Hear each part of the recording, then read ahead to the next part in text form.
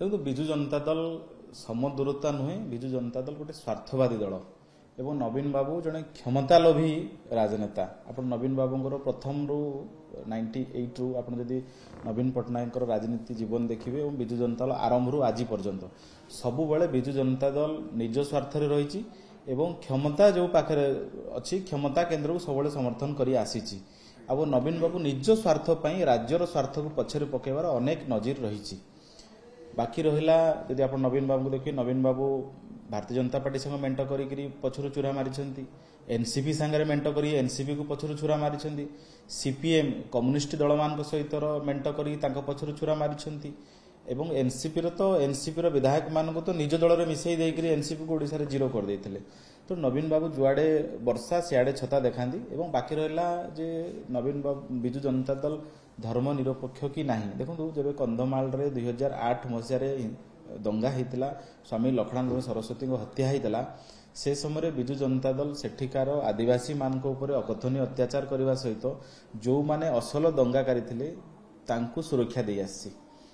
द्वितीयतः आज प्रताप जेना जो चिट्ठी लिखिं नवीन बाबू को से चिठीर प्रथम हेडलाइन टा कौन जे विगत 24 वर्ष है आम मुस्लिम समाज स्वार्थ काम कर माने कौन ओडिशा कौन हिंदू समाज नहांती ओडिशा अन्य कौन समाज नहांती केवल मुस्लिम समाज विजु जनता दल 24 वर्ष है काम कर गोटे वाकफ बोर्ड जो वाकफ बोर्ड रे सारा देश स्वागत करुँचा देशर मुस्लिम मानकर जो कॉर्पोरेट मुस्लिम और पॉलिटिकल मुस्लिम मानकर जो डोमिनेंसी थिला वाकफ बोर्ड प्रॉपर्टी उपरे ताकू हटेई केवल से ट्रांसपेरेंसी आसीबो प्रॉपर्टी ऑडिट हो सेतले कानून आसुची विजु जनता दल भितर जो फाट तैयारी फाटरे एंटायर विजु जनता दल जो प्रतिक्रियाशील हो जाता माने हैला एटा दर्शाउची जे से माने समदूरता बा से माने सेकुलरिज्म नो बेसी प्रो मुस्लिम दल भाव रे ओडिसा रे काम करछंती तेणु बाकी रहा आपन जो प्रश्न उठाउथिले जे नवीन बाबू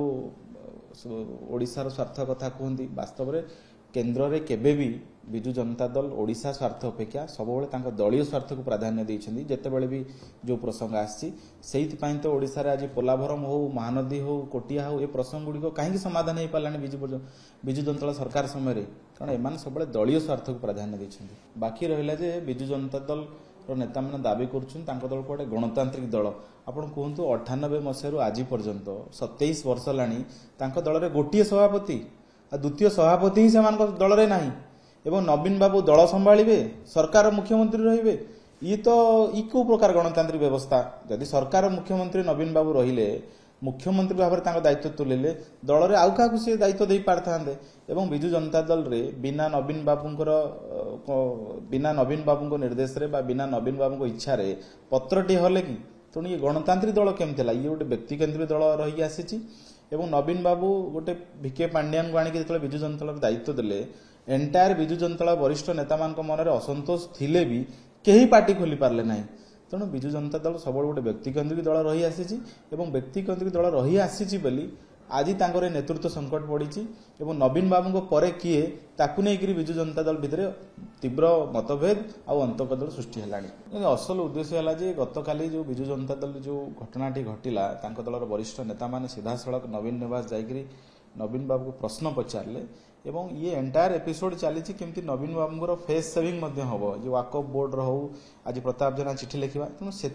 बंचाई कर पारती।